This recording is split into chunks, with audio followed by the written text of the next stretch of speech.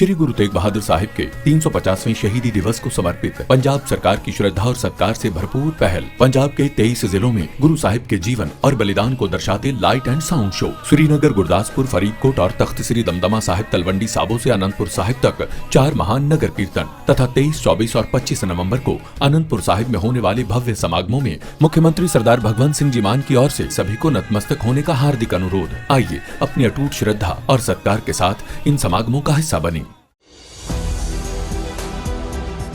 नमस्कार दोस्तों, बिहार के इतिहास में ऐसा पहली बार हो रहा है कि शपथ ग्रहण की तैयारियां पूरी है, लेकिन अभी तक की अपडेट के मुताबिक नीतीश कुमार का इस्तीफा नहीं हुआ है। खबर है कि मुख्यमंत्री के बाद गृह मंत्रालय समेत स्पीकर को लेकर पेच फंस गया है। तो आखिरकार प्रियंका जी, मीटिंग में चल क्या रहा है? काफी कुछ से ज्यादा चल रहा है शिवानी। विधायक दल की बैठक एक तरफ चल रही है, वहीं दूसरी तरफ अभी तक की अपडेट के मुताबिक नीतीश कुमार का इस्तीफा नहीं हुआ है। 17 नवंबर को इस्तीफा देने वाले थे। जानकारी निकलकर सामने आई कि 19 नवंबर को इस्तीफा देंगे। 19 नवंबर को सुबह सुबह इस्तीफा होने वाला था, लेकिन अभी तक इस्तीफा नहीं हुआ है। मतलब बिहार के इतिहास में ऐसा पहली बार हो रहा है कि शपथ ग्रहण की तैयारियां पूरी हो चुकी हैं, विधायक दल का नेता चुन लिया गया है, नीतीश कुमार मुख्यमंत्री फिर से बनेंगे, इस बात तक पर मोहर लग गई है। लेकिन नीतीश कुमार के इस्तीफे को लेकर कोई खबर निकलकर सामने नहीं आ रही है। यहीं पर पेच फंस गया है। खेल समझिए, जैसा कि आप जानती हैं कि नीतीश कुमार जब से मुख्यमंत्री हैं तब से उनके पास गृह मंत्रालय है।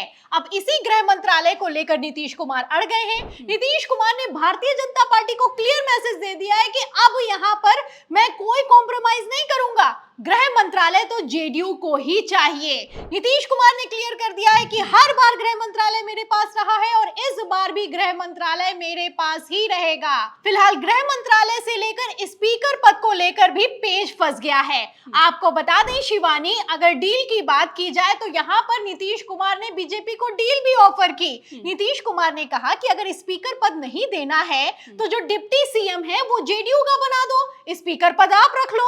लेकिन बीजेपी इस पर भी तैयार नहीं हुई। खबर निकलकर सामने आ रही है कि विजय सिन्हा और सम्राट चौधरी फिर से रिपीट करने वाले हैं। मतलब बीजेपी के 2 डिप्टी सीएम और नीतीश कुमार मुख्यमंत्री, फिर से वही फॉर्मूला लागू कर दिया गया है। ऐसे हालातों में नीतीश कुमार ने क्लियर कर दिया है कि अगर डिप्टी सीएम पद नहीं दिया है तो गृह मंत्रालय के पद पर कोई कॉम्प्रोमाइज नहीं होगा। आप अच्छे से जानती हैं कि कोई भी राज्य सरकार हो, वहां पर गृह मंत्रालय हद से ज्यादा इंपॉर्टेंट होता है। गृह मंत्रालय में बड़े बड़े डिसीजन होते हैं, गृह मंत्रालय का बड़ा बजट भी होता है। ऐसे हालातों में नीतीश कुमार मुख्यमंत्री बनकर डमी मुख्यमंत्री नहीं बनना चाहते हैं। नीतीश कुमार ने क्लियर कर दिया है कि गृह मंत्रालय दो और स्पीकर पद भी दो, क्योंकि स्पीकर पद को लेकर मैं यहाँ पर आपको बता दूं शिवानी कि नीतीश कुमार को बीजेपी पर भरोसा नहीं है।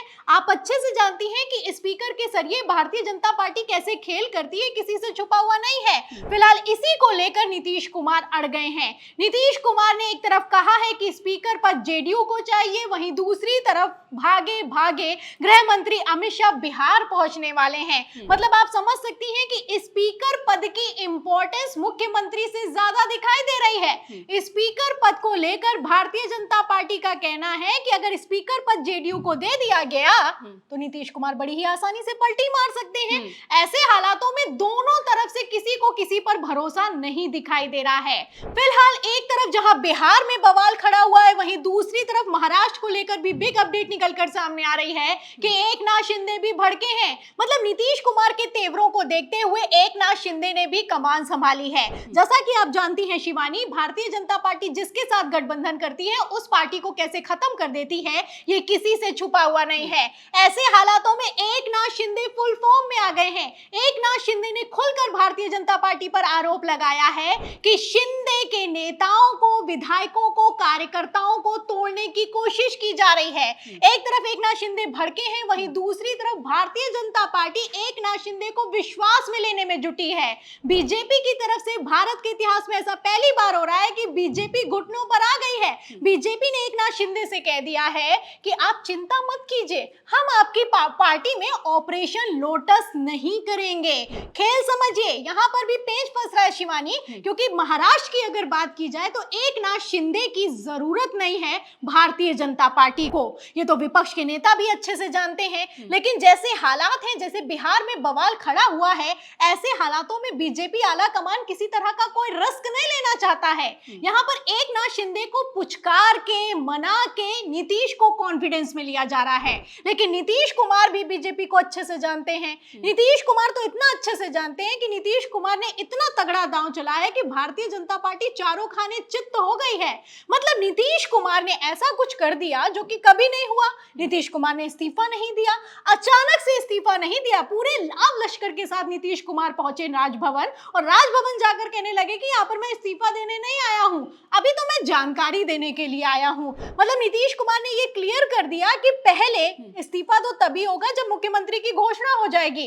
अब जब मुख्यमंत्री की घोषणा हो गई है तो नीतीश कुमार कह रहे हैं कि गृह विभाग तो मेरे पास ही रहेगा, क्योंकि गृह विभाग हमेशा नीतीश कुमार के पास ही रहा है। तो फिलहाल चौतरफा बवाल खड़ा हुआ है और इस बवाल को साधने के लिए अमित शाह आनन फानन में बिहार पहुंचने वाले हैं। अब अमित शाह के पहुंचने के बाद नीतीश कुमार मानते हैं या फिर कि नीतीश कुमार कुछ और खेला करते हैं, अगला दांव क्या चलते हैं ये देखना होगा।